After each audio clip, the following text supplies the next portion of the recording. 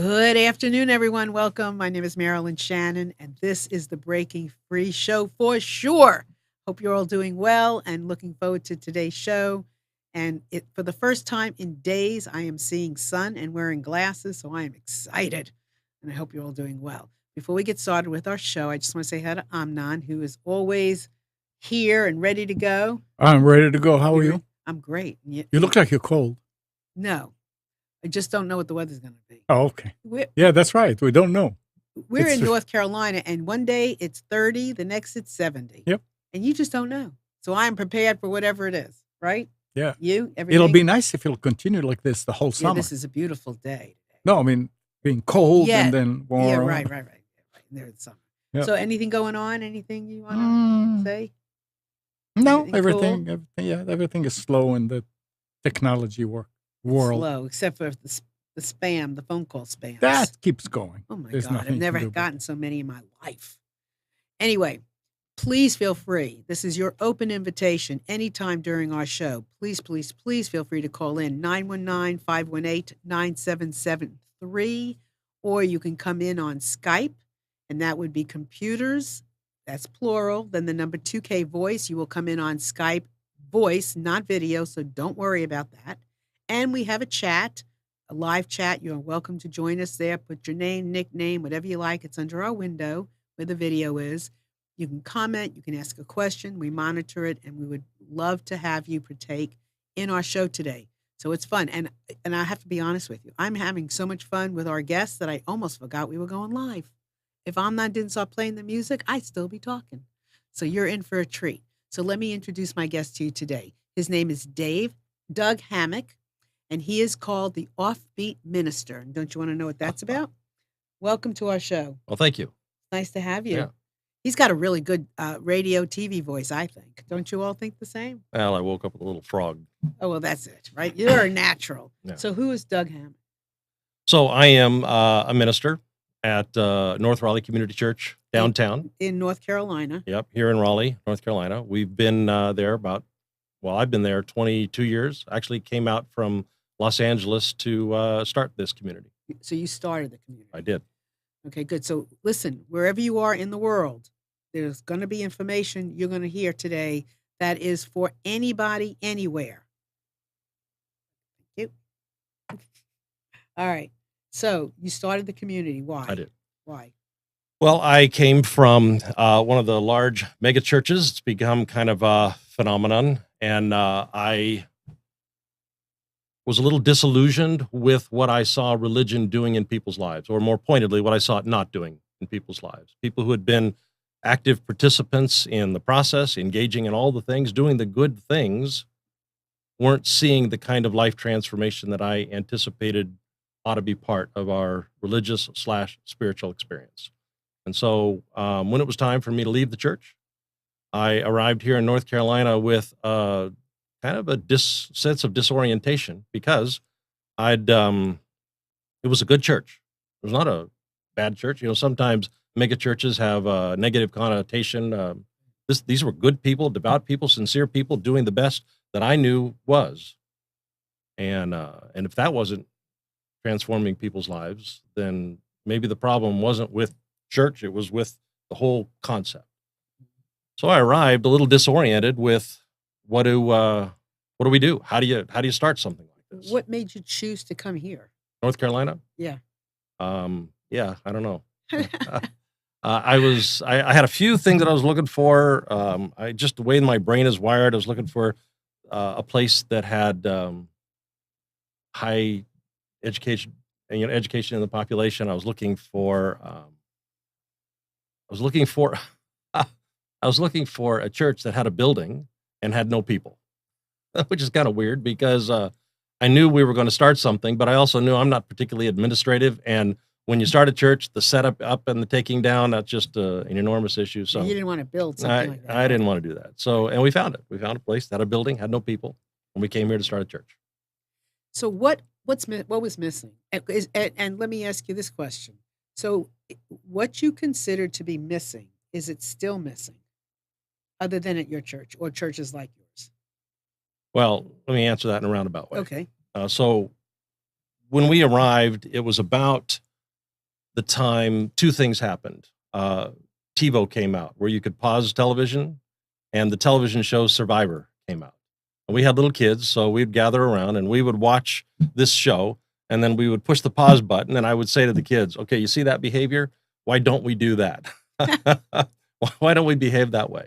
And the thing that was striking to me was how often it was religious people, and particularly Christian people, and if they could find a minister, all the better, who behaved the worst. And I thought for a long time, well, that's just good television. We're going to juxtapose a religious person and bad behavior. And then I started looking at the statistics in our society, and I started looking at what was happening in church, and I realized, no, we are just behaving badly, and that's the problem. And so I thought, well, okay, if we're going to start a church that's healthy, we're going to start dealing with the way we do church. But then I realized that the way we do church is rooted in a set of instincts, because our instincts inform our behaviors, and our behaviors inform what we do. Well, but our instincts are rooted in our core life meaning-making narrative. And so we've got a story about God that, I don't know if you say this kind of stuff on your program. You can say anything you want. Our God's kind of an asshole, because here's what our God says. The God the God of the conservative Christian tradition says, right. I love you. However, if you don't shape up and fly right, beat the hell out of you, send you off to eternal torment. And so we've got this idea inside that our God is a little bit hypocritical, and that our God is kind of mean-spirited. Now, we would never say that. We've got such a nice way of telling our story. We've got such a shiny veneer on the outside. But when you look under the veneer, it is really a harsh story. And so our God is a mean-spirited hypocrite. And if you look around at how Christians are behaving, we are mean-spirited hypocrites. And so we become like the God we worship, in a sense. So we look at, where do our instincts come from? They come from our core meaning-making narratives. And so that was kind of, when we arrived, what we stumbled onto. Oh, wow. It's not as easy as just fixing up the way we do church. We got to think about how we think about things. So this is a big concept. Yeah. But before we do that, I want to go back a little bit. All right, back up. What was your life like when you were in the big church? Mm-hmm. How did you feel? Like, what was going on for you? How tormented were you, or how conflicted were you, or what was your life like back then before you made the decision to actually break free from what you had known? Yeah. And what you were taught? Well, to give a clear understanding of that, you have to go back some years before that. Before I went into ministry, I had a decade of depression in which my whole worldview was disorienting, unraveling. And so I had gone through this in advance, and I had a moment in which I came out of that. It happened on an afternoon, interestingly. I had an afternoon in which I came through that, and I didn't have a narrative to match my experience yet. That evolved over years.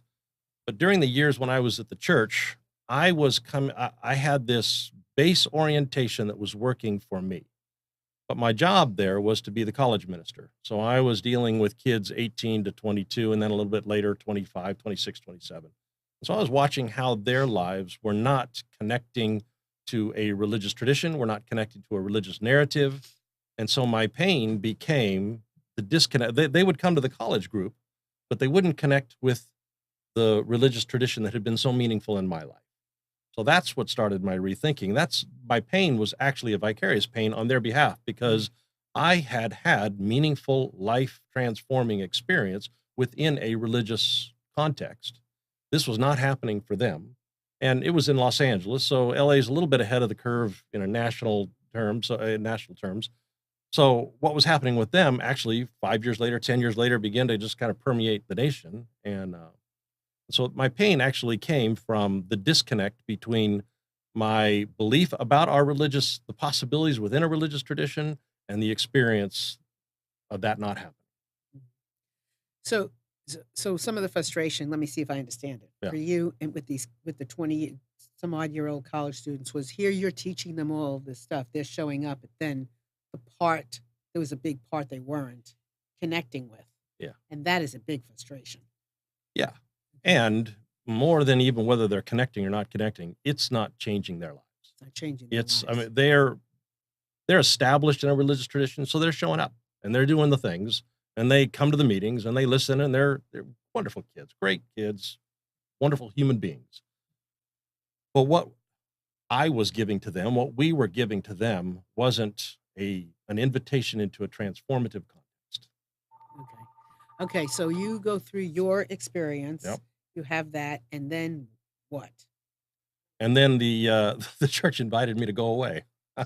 What did you do that they invited you to go away? I was writing Can a bunch you of memos to the senior minister and to the board about we were missing this generation, and I was raising up a bunch of issues, and they Okay. said it was not in a mean-spirited way at Right, all. right, right, right. It was really just actually one of the things the senior minister said, Doug, if you've written 10 things, 2 of those things we're going to do. A little slower than you'd like, but we're going to do. 2 of those things we're never going to do. And 6 of those things are going to take so long before we do this. He said, you should be in charge.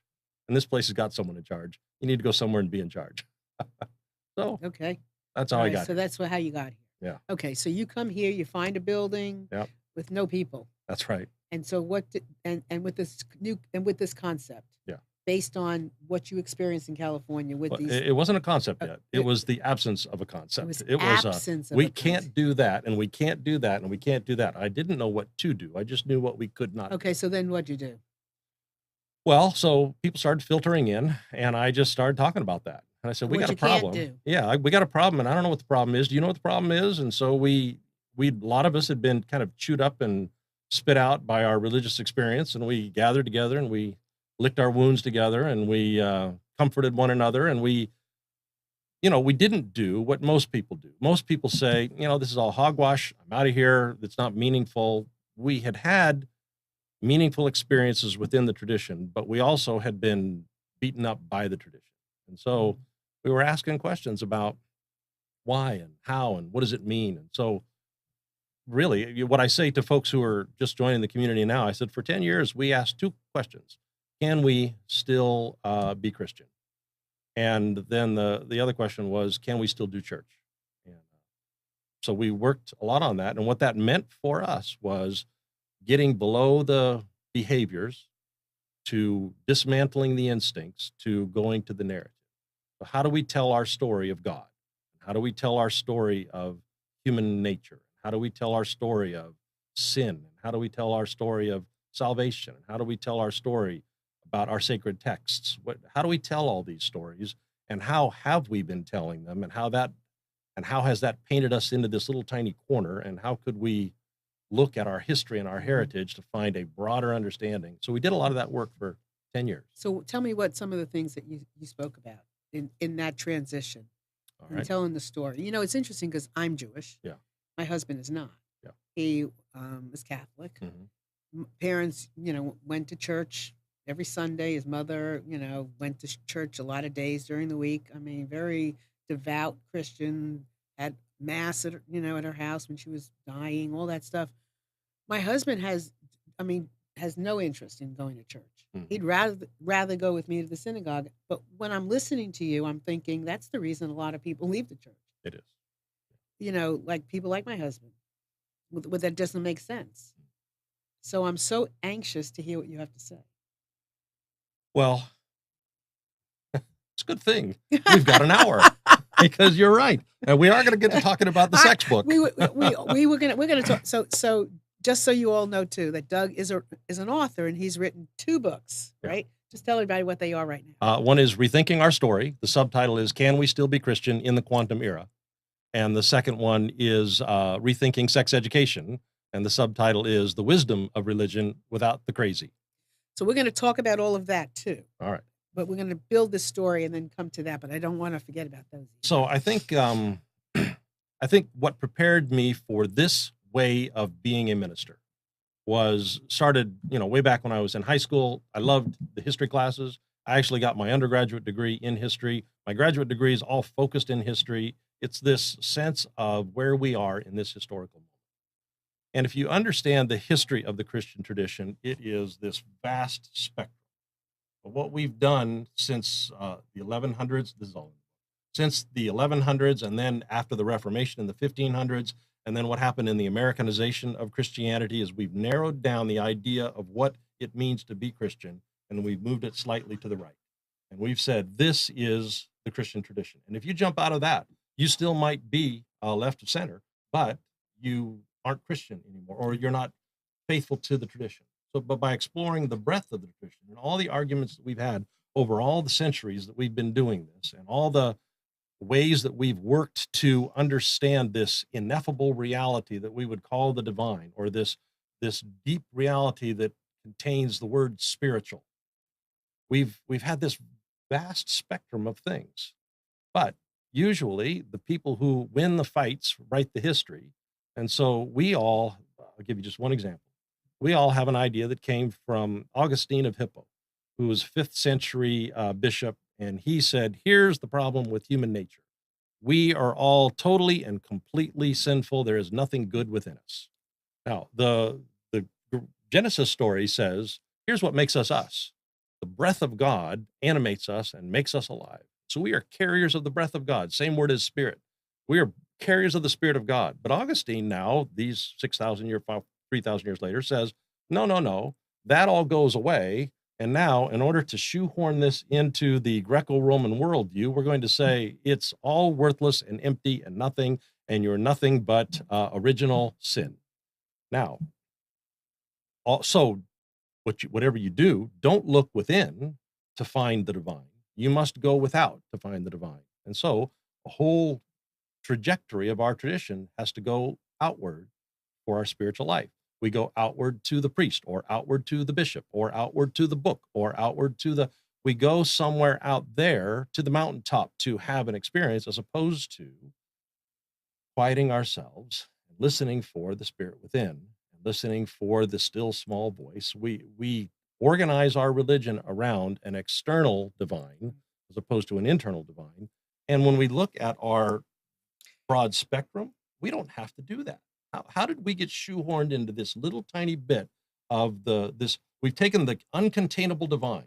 In our Jewish heritage, we are taught not to even say the word God. We take all the consonants out. Certainly don't draw a picture of God or make a statue of God, because then you're trying to contain what cannot be contained. So we've contained it. And we've said, God is this way and not that way. God does this, doesn't do that. God likes this, doesn't like that. These are the people God likes. These are the people God doesn't like. And we've got it all figured out. And now we're stuck in that, and it's poisonous and it's toxic and it's killing us. And no wonder people are having a spiritual, what do you call it? A problem. Evacuation. They're leaving the place. Well, they're not just leaving the place, but the way you said it, mm-hmm. and the fact that it's all happening outside of you. Yeah. No wonder people are feeling void and empty. Yeah. And have no and feeling sinful. So if you look at the alternative to at least organized Christianity, it is spiritual but not religious. That's the fastest growing category of religious people. And what they're saying is, I can't be spiritual and religious because religion is actually toxic to spirituality. So therefore, I must make this choice between. And so what I tell folks who come to our community all the time is, when we are at our best, the religion is the house and spirituality lives inside. The problem is, if the house gets toxic, it gets rats, or it gets radon, or it gets black mold, we stay, because the alternative is we got no house. So we stay and we stay and we stay and we huff and we puff. We can't breathe until, I got to leave. Thank God I'm free at last of that. But it never occurred to us that it's not going to be long. And, it's nice to have a couch and it's nice to have a chair. Yeah. There's good stuff in organized. Organized is not the problem. The toxicity of our narrative is the problem. So I've said, in our generation, it happened 500 years ago. It happens throughout history from time to time. It's our job to strip the house down to the studs and rebuild it. As opposed to evacuating, leaving it, we could be restorative of our religious tradition.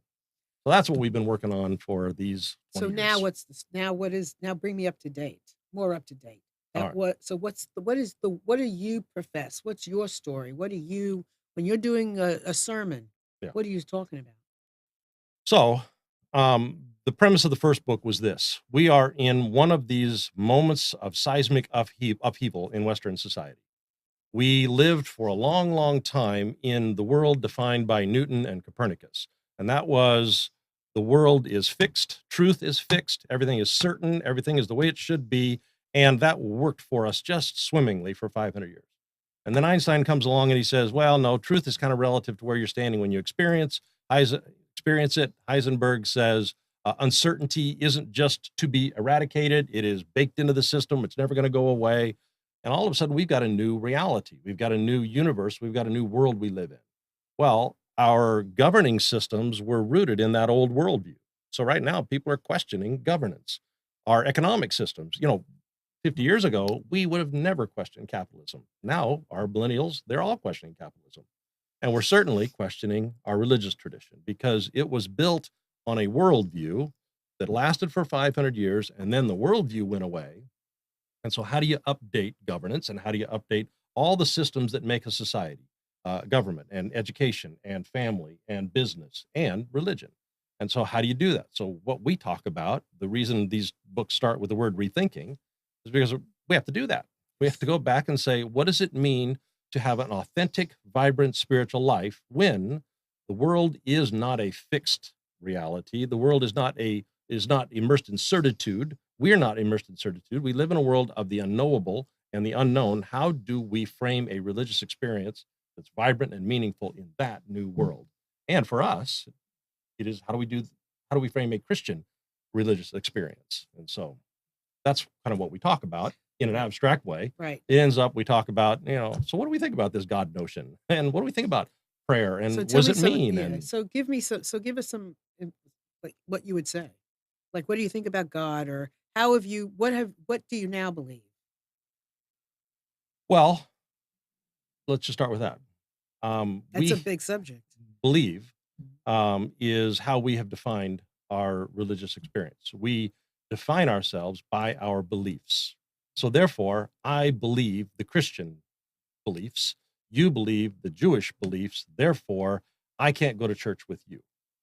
That construct is rooted in a concept about belief in general. That's an old construct. Yeah. So if we say instead, our objective is to experience the movement of the uncontainable divine, then how are you in your Jewish tradition? How are you experiencing that?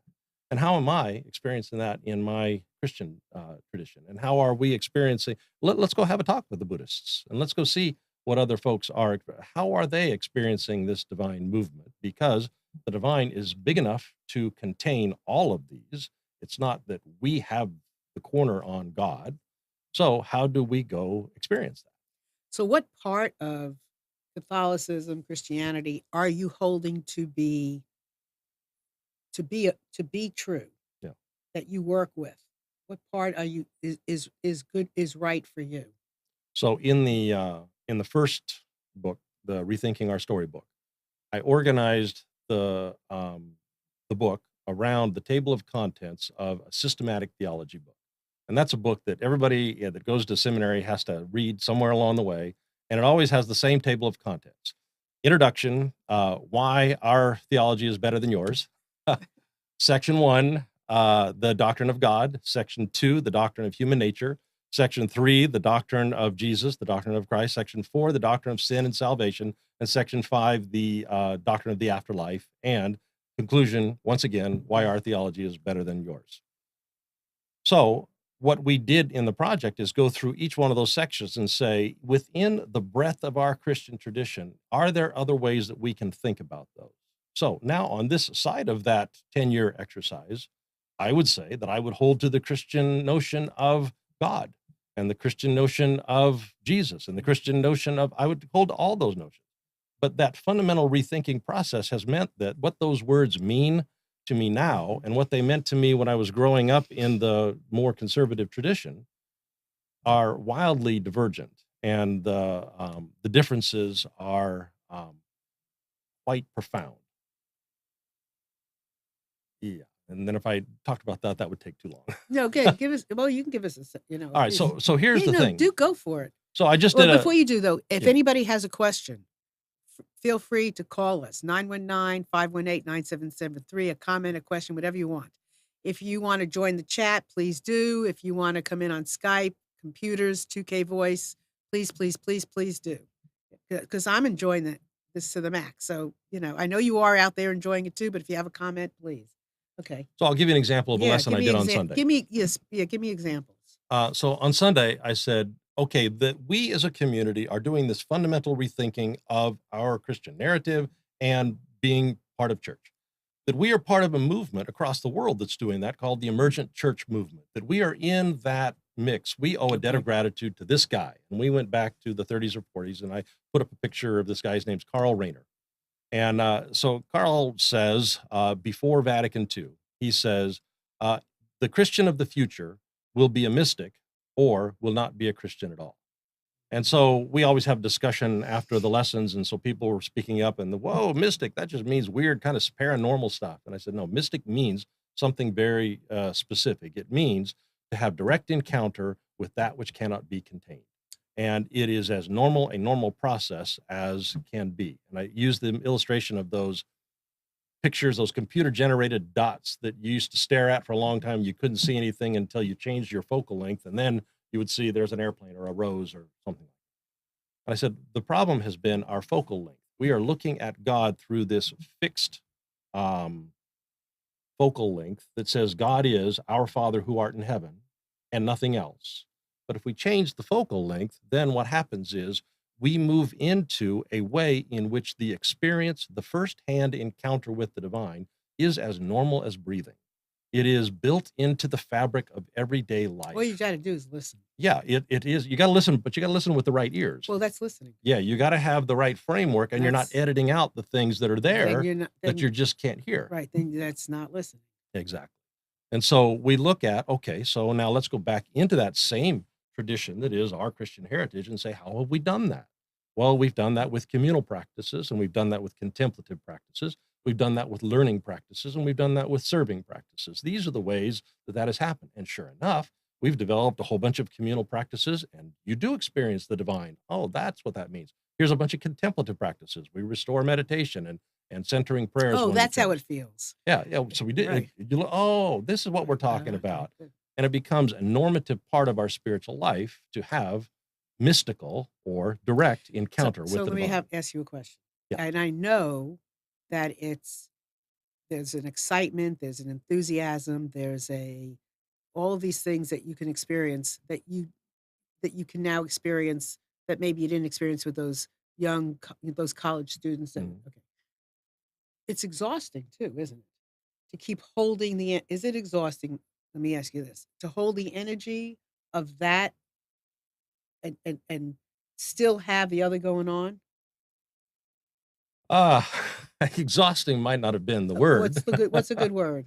Well, but, I mean, is it frustrating? So when I wrote the first book, I actually wrote it for the denomination that we were part of, because these people loved me and I loved them. But I knew that, like every other Christian denomination, young people were just, voting with their feet and they were leaving. And so we were not touching them. The same thing had been happening in that college group. I wrote this book and I used the traditional Christian scriptures and I used the traditional Christian doctrines. And I said, now look at our history, our spectrum. And I wrote this with them in mind to say, this is our way out of this problem we're having. And they didn't see it that way. Some did, but the people that were in the power structure directly above me did not. Mm-hmm. And so, at first, they used a strong word to describe me, and it was apostate. I didn't know what that means, but what apostate means is heretic plus passion. Then, after I wrote some defense papers and had some conversations, okay, we're going to lower it from apostate to just plain old heretic. And then I wrote some more papers, and they said, okay, we're going to lower that from heretic to just you're Christian, but you're not our kind of Christian. And I was going to keep writing, but to be honest, I just got exhausted, because you're right. It is exhausting. And so here's what I have said. I give people this book and I said, here's the experience of 10 years of us grappling with this issue. I bet it's not the right answer. I bet it's not the way. But here's what has to happen. At this moment in history, we are in the throes of a reformation. It's the path. We have to rethink. We do have to rethink it. This may not be the way to rethink it, but I am deadly committed to rethinking as a process. Right, it's a path. Yeah. And then there's some folks who are just really opposed to the whole idea that that's going to happen. And that's what I meant when we were talking before the show. We're in many ways, we're just waiting for some folks to die because a generation of people who are committed to certitude and a fixed version of truth, not in their religion, just in their, what has saturated their Right. understanding of Right. reality, that generation has to go away so that another generation that comes in kind of weaned on, I say this all the time. A lot of kids don't understand Einstein's theory of relativity, but they've all seen the Planet of the Apes. And so they know that time morphs. And once you know time morphs, then maybe truth morphs. Maybe you morph and I morph, and maybe reality isn't the way they've absorbed the idea that reality isn't the way we were taught. And that's just in their DNA. Right. And so, Well, they've seen they've seen what was considered reality. yeah. And not everybody wants that. So the worldview shift, it's happened in the young people already.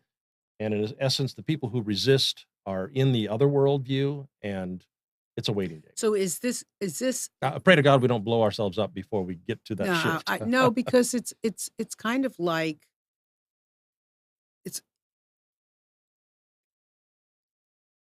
it's like what I don't have any profound way of saying this. Mm. It is what it is. Yeah. And it's the time has come to rethink things. Yeah. And to shift things. Period. I mean, there's no profound way of no glorious way of saying it is what it is. Well, it really is a historical moment. It So is. it's the same thing that happened in the Renaissance. In the Renaissance, we updated the medieval worldview. And because we updated our medieval worldview, we had to update our governing systems. We moved from monarchy to democracy. We moved from feudalism to capitalism. We moved from the clan Right. to the nuclear family. We moved from the Catholic papal authority church to the Protestant church. We had to update our systemic institutions to match the change in worldview. And that's what we're having to do right now. And it's happening on many levels. And it's happening on many planes. It's happening in a lot of homes. People are talking about stuff. Yeah. I believe it. Otherwise, shows like mine, books like mine, books like yours. I mean, there are a lot of people talking about rethinking a lot of things. In fact, I'm the founder of a networking organization for women as part of some of the things that I do. And I propose that we do a book Mhm. for women, business leaders, owners, whatever. And I'm calling it Breaking Rules. Mhm. I only want women who are doing things in business that are breaking rules and creating a new paradigm. Yeah. And it's a guide for success.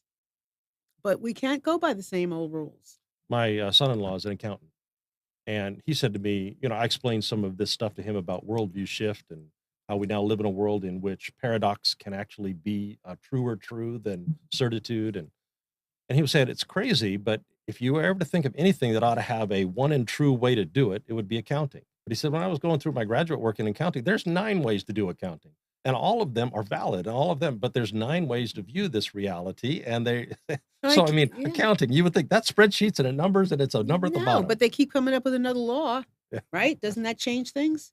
You think it's supposed to be one way, then they come up because of something else happened and it's a new law and it changes how you've been doing it. So a law just breaks the rules. So tell me, and again, and is there anything on the chat I need to address? Okay. So we're talking about a lot of things here okay. What is it? Chris is saying, you want to get it? Where is it? Let's see. There's a, The okay. last one from Chris. Well, Chris, in his book, Doug writes, I knew I had to start telling the Christian story in a way the new world view could hear it. Is that what you're referring to in Yeah. here? Okay. That's what Chris just said. One of the things we're oh yeah, that's next. So let's rethink sex education. Then maybe we'll just have to put it all together, or maybe we can't. See, that's the thing. When you're rebuilding, rethinking, relooking at things, you're dissecting, and that's the way you have to do it because it's so intrinsic in everything. So talk to me about rethinking sex education. So this process trying to update our religious narrative to work in this new worldview, update how we practice church. It is strip it down to the studs work. And so consequently, it was a pretty all consuming. And ritual was one of the challenges because ritual is actually a deeply human thing. But the rituals that we practiced were rooted in the old worldview. And so the ritual actually became problematic. You really had to die. You really have been dissecting. Yeah. And so we started to look at all of our rituals of baptism, our rituals of salvation, our ritual, all And these. how they, I mean, maybe baptism is one thing, but what's being said about it. Exactly. is So it the- started when people would come to me and want to get married. And they would say, we don't want to have a traditional wedding. So I would strip the wedding ceremony down and I would say, well, here's the elemental parts. And then I would say, here's what the community's role is. That's what we call the charge. Here's what your role and your commitments to each other. That's the vow. Oh yeah, we want to do that. Yeah, we want to do that. They wanted all the elements that were part of this ancient practice that we do when we bond our lives one to another. They just didn't want the language that rooted in the worldview that they had already rejected and they could not articulate that. They just said, yeah, I don't want those words said. So we're talking, and I'm not, so I don't know, but what I hear sometimes from people is the words like, it's the, let's say it's the man, it's the man in charge. It can be Is the that what- gender stratification. is that- It can also okay. be the role that God has in a marriage, or Okay. how God and Oh. spirituality and whatever it was. Okay. They don't want any of it. Okay. But then when we strip it all down and explain the component parts, sure enough, they want all the part, and they really want spirituality in there too. So they want that. They just don't want the worldview. Well, ritual was a problem. Well, the church is, I imagine it's true in the synagogue as well. There's a lot of ritual, and it's meaningful and it's important, but we couldn't do it. So we, parenthetically, we also couldn't do a lot of our songs. Our songs were problematic as well. But we couldn't do our rituals, and so we just left them. We didn't do any ritual in the church for almost 10 years. None. None, except for that wedding one. Goodness gracious. And so then we started to realize the lack. And so we went back and said, okay, now that we've kind of have this new narrative around our spiritual tradition, what rituals could we do? Let's go back and let's look at the birth ritual, which was for some Christians, baptism, for others, dedication. Let's look at that and say, what were they trying to do? And what could we do within this worldview? And so we rewrote the birth ritual. And then there used to be surviving child mortality, a 5-year-old. Now we kind of tied it to going to school. So there was that ritual. And what do we do with that? What were they trying to do? Let's read through the Common Book of Prayer. Let's see what those things were. What were they trying to do, and how could we update? And then one of them was the puberty ritual. Or in the Jewish tradition, it's bar bat mitzvah. For us, it's confirmation. Right. What do you do when a child is emerging into that adult stage? And so we went through that, and we rewrote a ritual that matched our worldview, our spiritual tradition in that. When we got to that one, the folks that were doing the ritual writing came to me and said, all right, we cannot send our kids out into adulthood without addressing this issue of sexuality. So can I ask you something? Yeah. You don't tell me who exactly, but what kinds of people are involved in your church writing new rituals? Like, what do they look like? What are they made up of? I mean, really, what are They're teachers. They love kids. They're psychologists who think about developmental growth and what's appropriate at times. They're history-based people who think about how does life evolve over periods of time. They're smart people, and then they're just people who love church and love the spiritual community. And so most of our rituals are formalizing the pledges that we make one to another. So young family with a young child, we are now going to say the words in a formal way that we are trying to live out together, which is, this is our promises to you. And this is your promises to us. This is what it means to be in this community.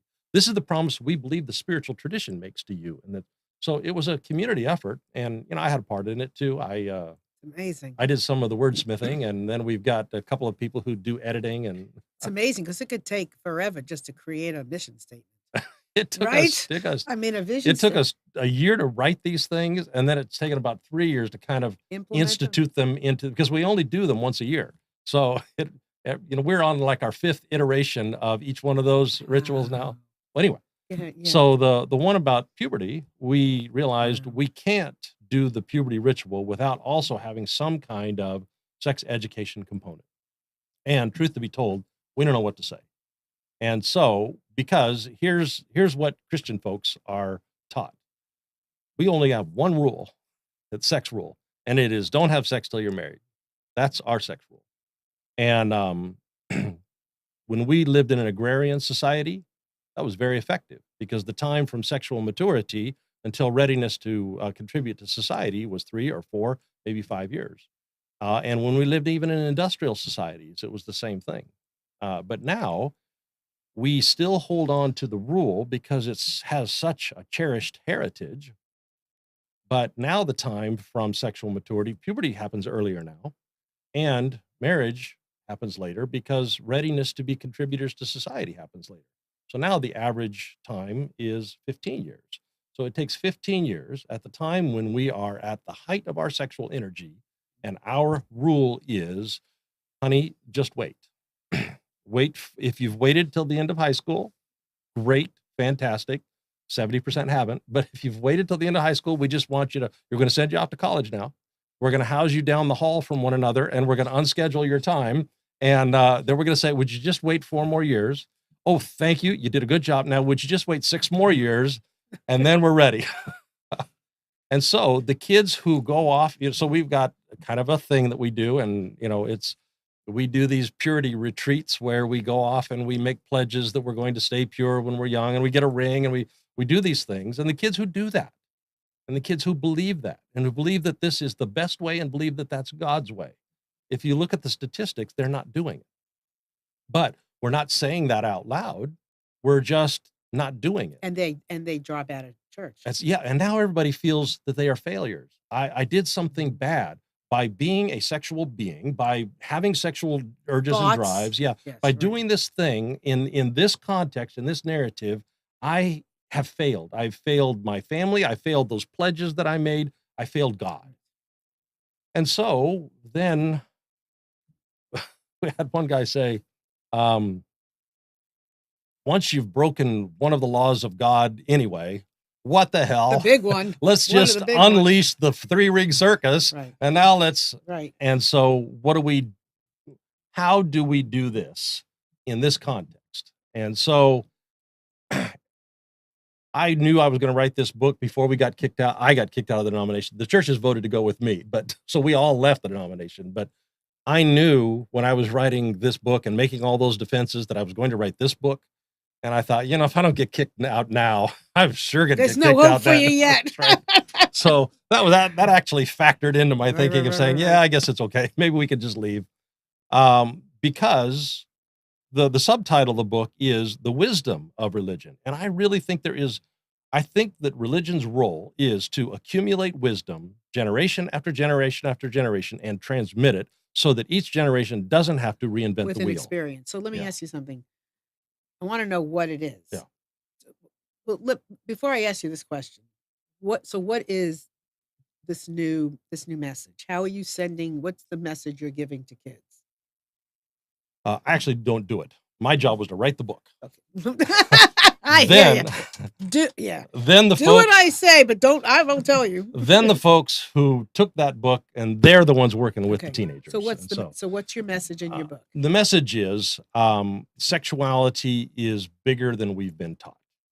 Because church moved into the realm of irrelevance, church created a vacuum around sex education. And into that vacuum came not governance, because governance doesn't seem to be an effective way to do sex education, not school boards, because they answer to divided communities, not even families, because we're stretched to the limit. The one that has stepped into the role has been business. And the primary educator we have around sexuality is business, because sex sells.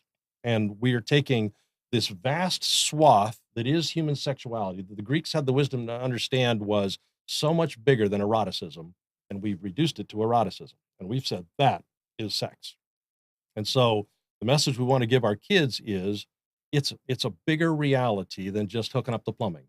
I've got a chapter in the book called 6 push-up bras and 6-pack abs, because marketers are trying to say, here's what beauty is, here's how it connecting looks like, here's what it looks like, and it all has to do with this erotic experience, and now here, buy our beer.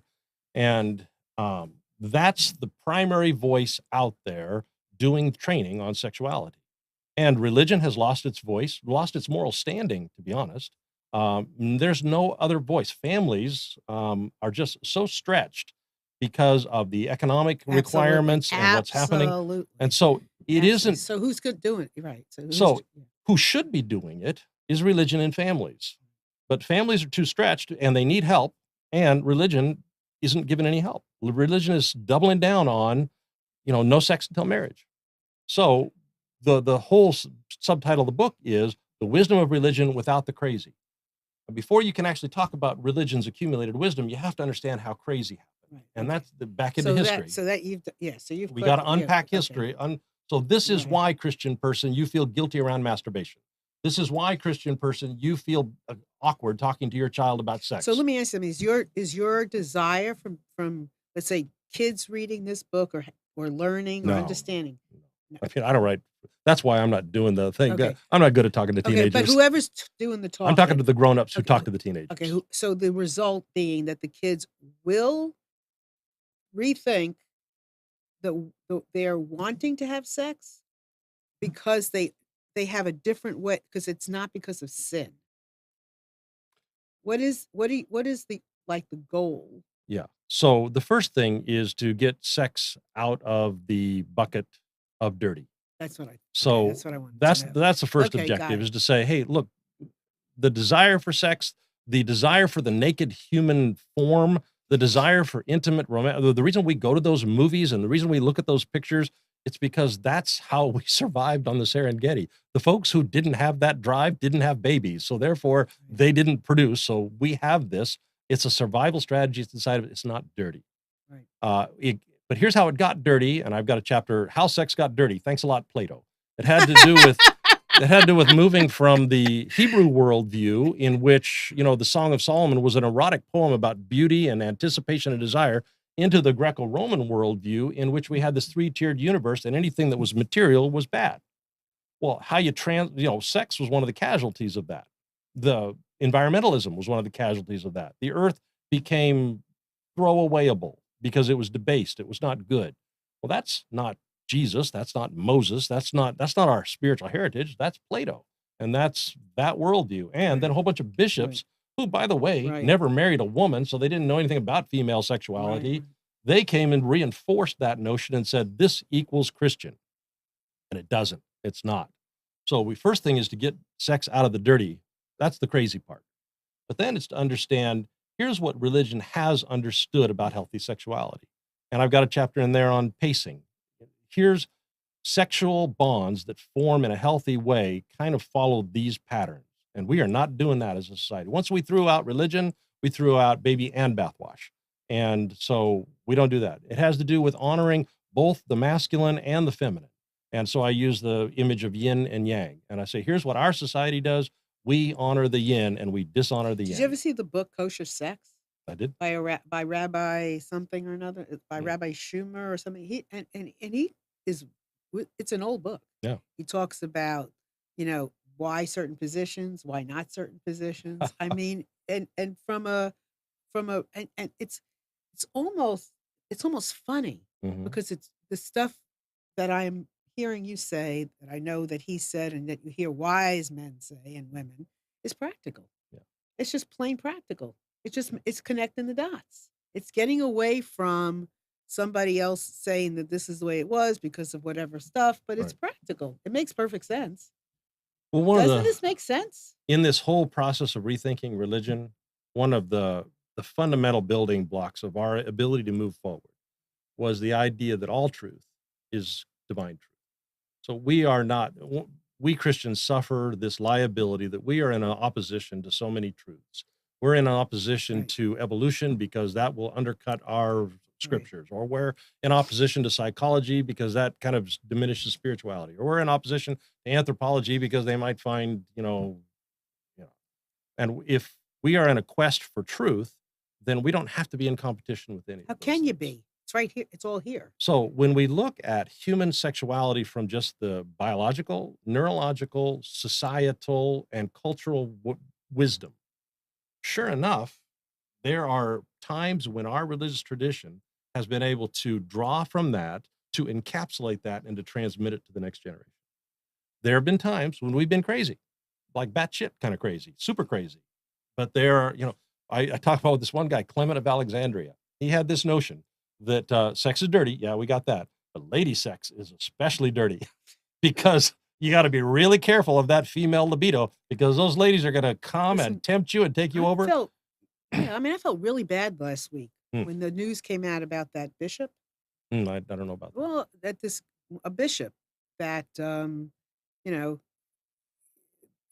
was condemning other bishops for having sex and all this kind of stuff, and they just found that. I mean, he's like in his 80s. Yeah. I mean, that makes me feel terrible.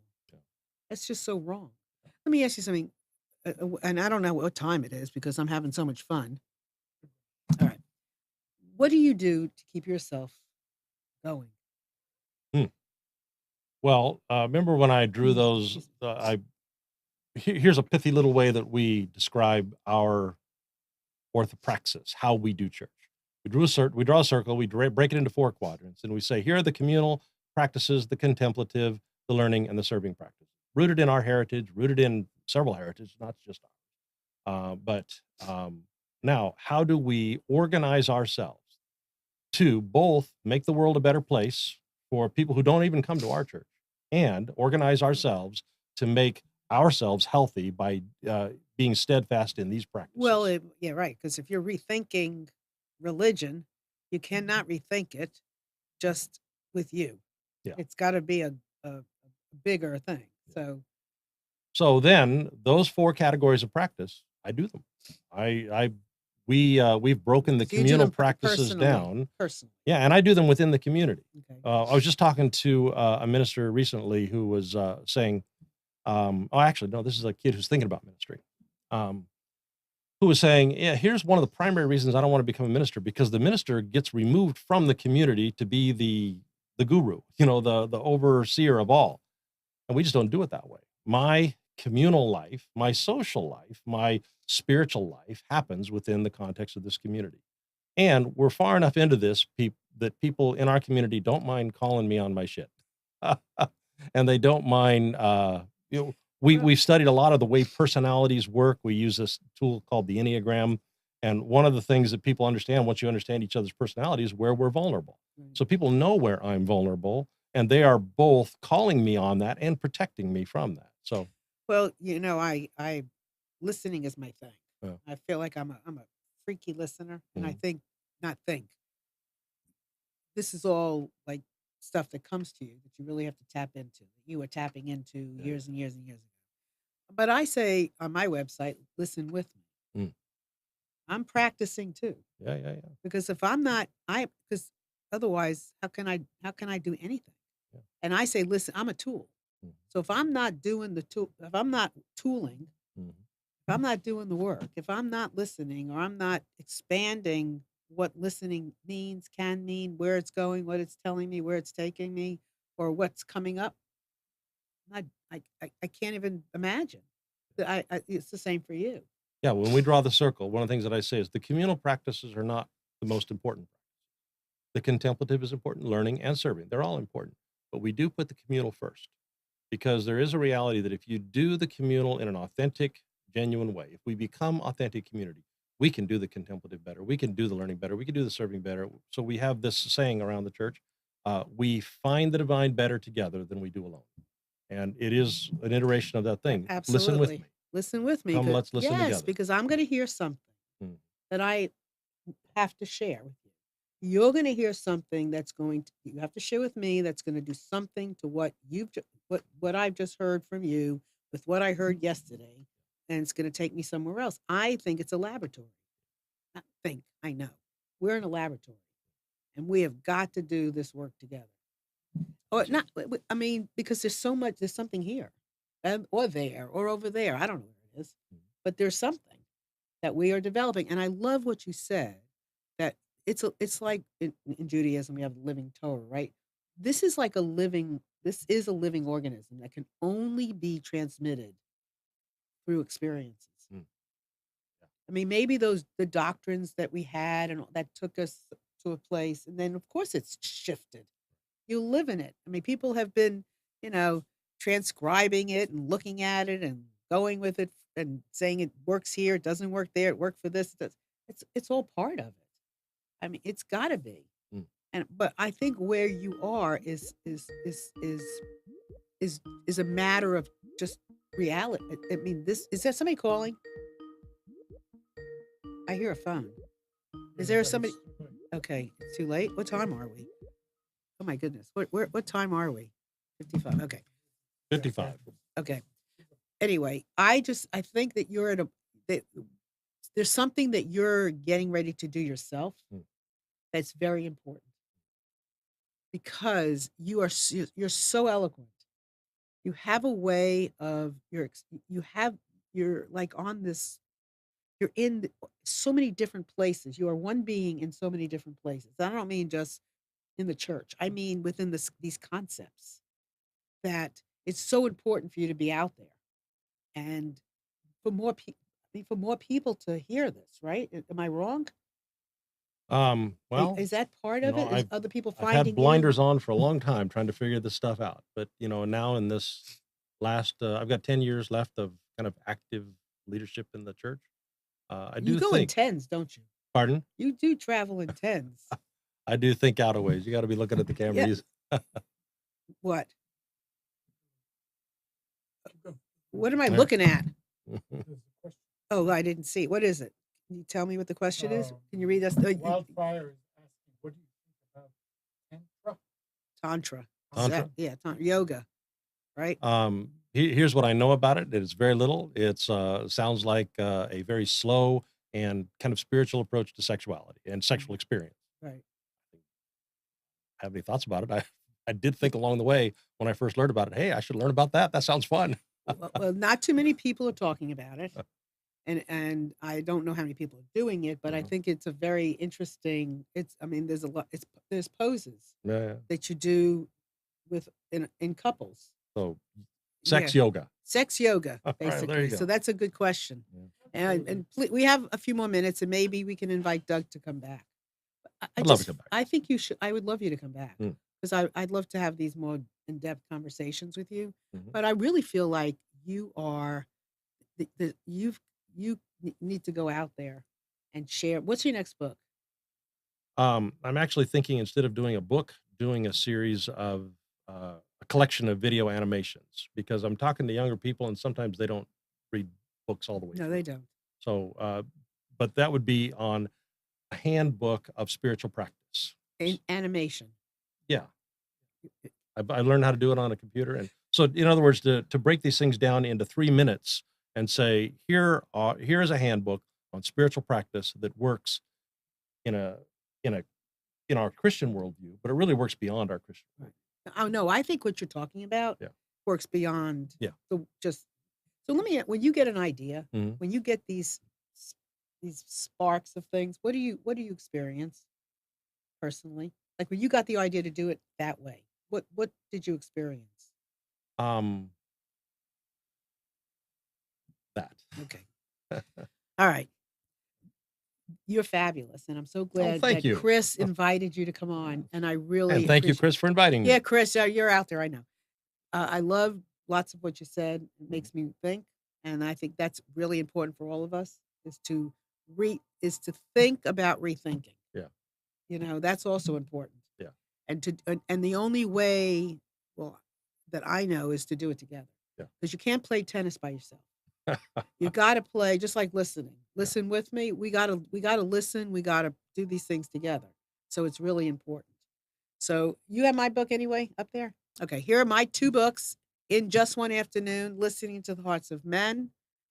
Lots of wonderful stories told by men about their emotional journey in all aspects of life. And then in just one afternoon, Listening to the Hearts of Twins. Both books are on Amazon. The twins are really depict a way of having relationships, whether it's parenting, conflict resolution, sibling rivalry, loving each other till into their whatevers and still sleeping in the same bed. It's fabulous. And my next one up is In Just One Afternoon, Listening to Thoughts Millennials, and then it's addiction, divorcees.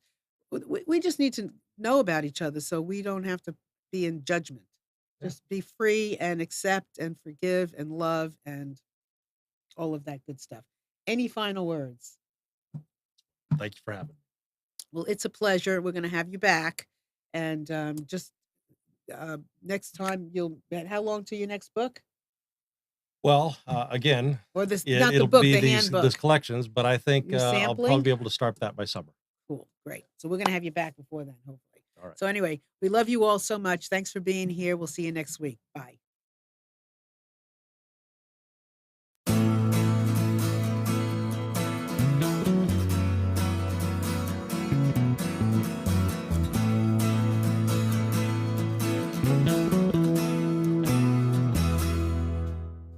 You are tuned to the Nissan Communications Network.